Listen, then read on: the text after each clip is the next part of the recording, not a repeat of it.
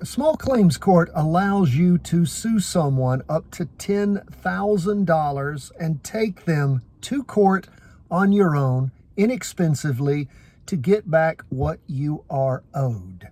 That is a suit for money owed. When I was in the North Carolina Senate, I worked to raise that from $5,000 to $10,000. I thought, inflation has kicked in over the last many years. Let's get the jurisdiction of that court knocked up higher. You go before a North Carolina magistrate judge. You present your case. You have a few minutes to do that.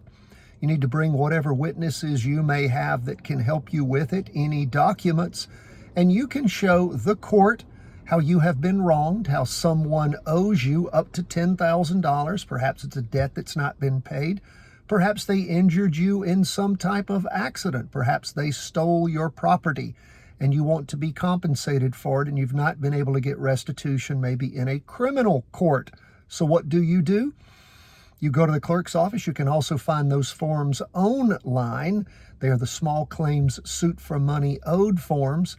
You fill those out. They're literally a one-pager, and you file them. You pay the filing fee, which is minimal.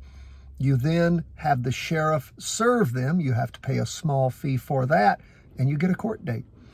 You go to court and you prove your case. It is not beyond a reasonable doubt, but by the greater weight of the evidence, which in layman's terms is what's more likely than not to have happened. So you do have a burden of proof there, and it is on you.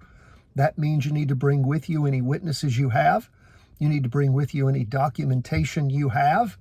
And of course, you do have the power to subpoena people if you need to do that, but hopefully you've got willing witnesses who will show up and help you prove your case. Now, yes, you can hire an attorney to come into that court and help you, and for $10,000 in damages, it may be worth getting an attorney involved, but small claims court is set up to where you can do that on your own. So I do encourage you to consider doing that.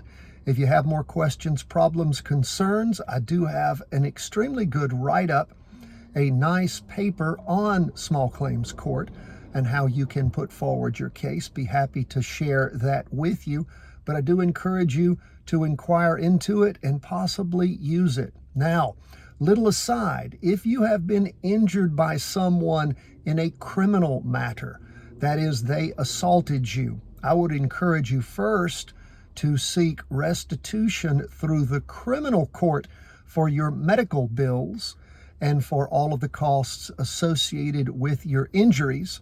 You can present that documentation to the victim advocate in the district attorney's office. They will, of course, help put that together for the DA so that when you do win your assault case, the district attorney can ask that your medical bills and your outstanding costs and all be paid under the terms of probation. A probationary judgment is typically what you're going to get in an assault. Of course, if it was a super violent felony assault, the person may very well go to jail, and then when they get out under the terms of their post-release supervision, they can be ordered to actually pay those damages. Now, that doesn't keep you from being able to file a small claims action or a large claims action if you are very seriously injured and it's over $10,000. Keep that in mind. God bless. All the best.